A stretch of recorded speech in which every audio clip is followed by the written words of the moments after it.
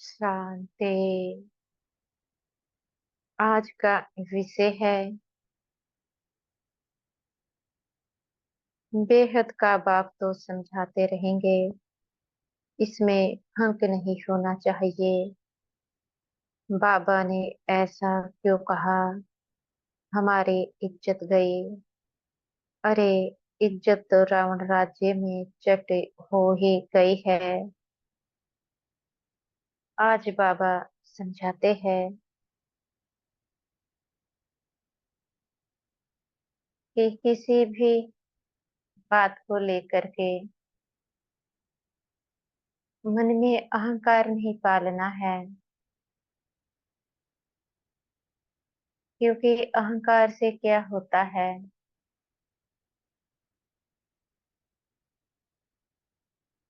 और ही आत्मा के पाप कर्म बनते जाते हैं। देखने में आता है, जब कई बार बाबा बच्चों को समझाते हैं तो बाबा की बातें भी बच्चों को शोभती नहीं है। कारण है, उन बातों को स्वीकार नहीं करते हैं। बाबा की बातें भी अच्छी नहीं लगती। अब जरा विचार करें, बाबा ने आज कौन सी ऐसी बात कही है? उस बात को गहराई से सोचना है। वह बात है जो तुम्हारी इज्जत है।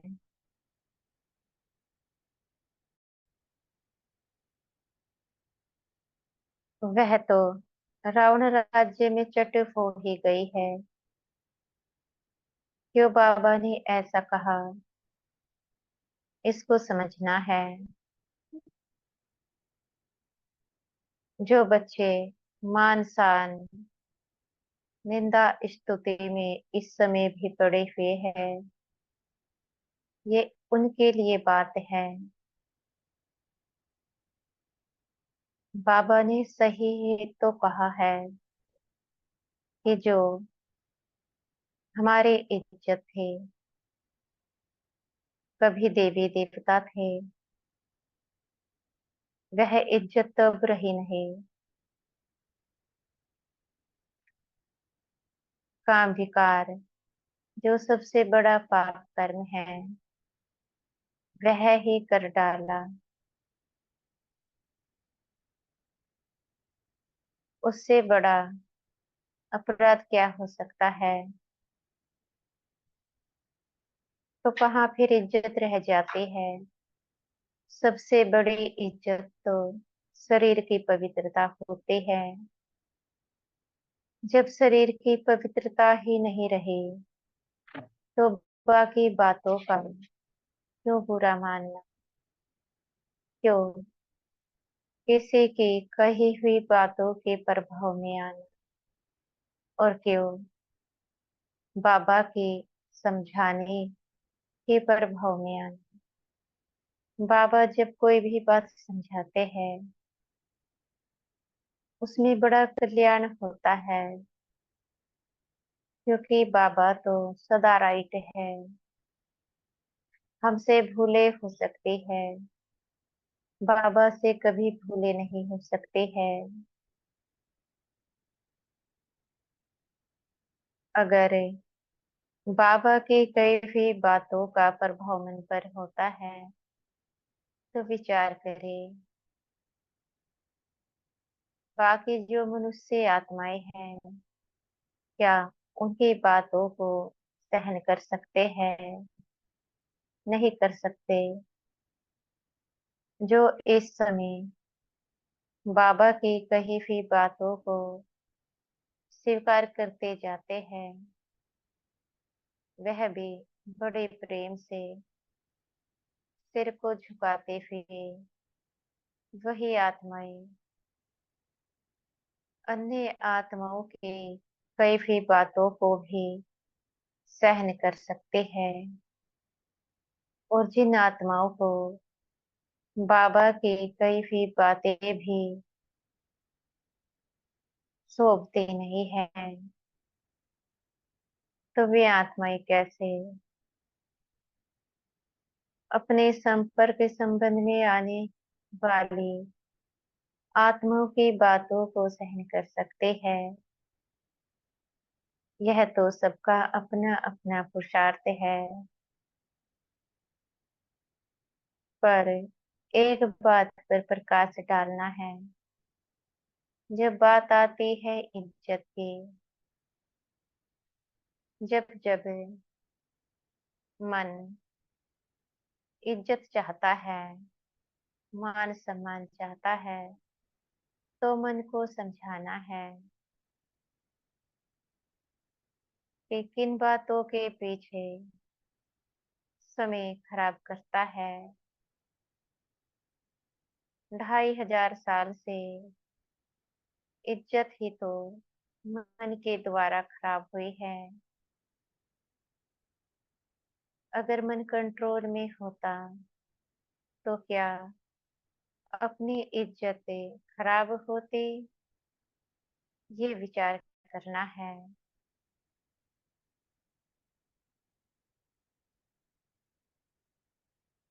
जब तक मन को नहीं समझाते हैं, तब तक जो मन है वह बार बार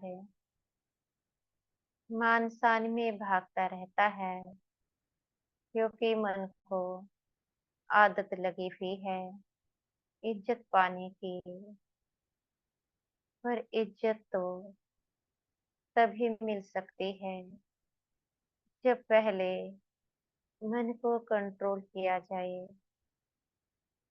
पहले देहभान को मारा जाए। यह जो संगम युग है, यह मान सम्मान निंदा स्तुति, इसमें सब कुछ सहन करना है। जो सब कुछ सहन कर लेते हैं, उन्हों को इज्जत मिलते हैं। जो सहन नहीं करते, उनका वह सम्मान नहीं होता जो होना चाहिए। जरा विचार करें, इस समय रावण राज्य है, परमपिता परमात्मा के भी यहाँ पर कितने गलाने होते हैं। तो हम तो साधारण मनुष्य हैं, क्या हमारी गलानी नहीं होगी? गलानी तो होनी है, मुख्य है उस गलानी को हम कितना सहन करते हैं। सहन करने से आत्मा पवित्र बनती है, और जब आत्मा पवित्र बनती है, तो आत्मा के खोई हुई इज्जत वापस मिल जाते हैं।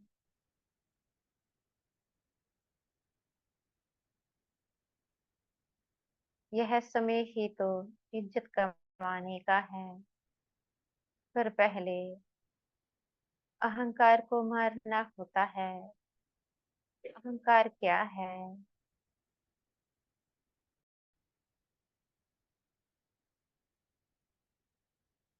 अहंकार वह अंधियारा है।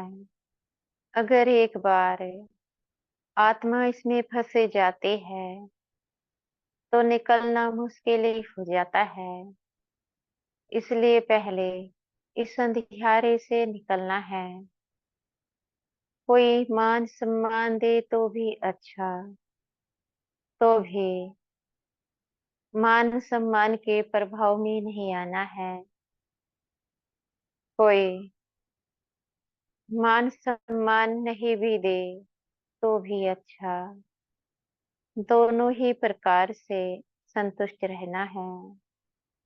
जब दोनों ही प्रकार से संतुष्ट रहते हैं, तो मन चंचलता करना बंद कर देता है। जब मन में चंचलता ही नहीं होगी, तो आत्मा हल्की हो जाती है। जब आत्मा हल्की हो जाती है, तब यथार्थ योग आत्मा का परमात्मा से लग जाता है। इसलिए मान सम्मान, निंदा, स्तुति, इन सब से बुद्धि को हटा लेना है।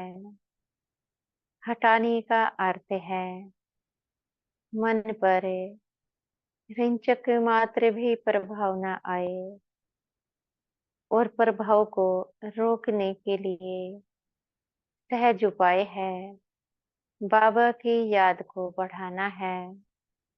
जब तक बाबा की याद को बढ़ाएंगे नहीं, तो कैसे मन पर आने वाले प्रभाव को रोका जा सकता है।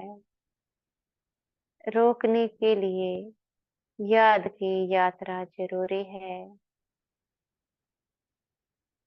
इसलिए बाबा की याद को बढ़ाया जाए। जितना याद शक्तिशाली होती है, उतना आत्मा प्रभावशाली होती है।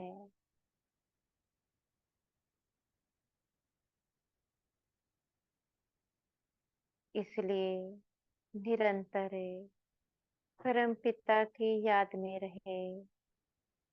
अच्छा। ओम शांति।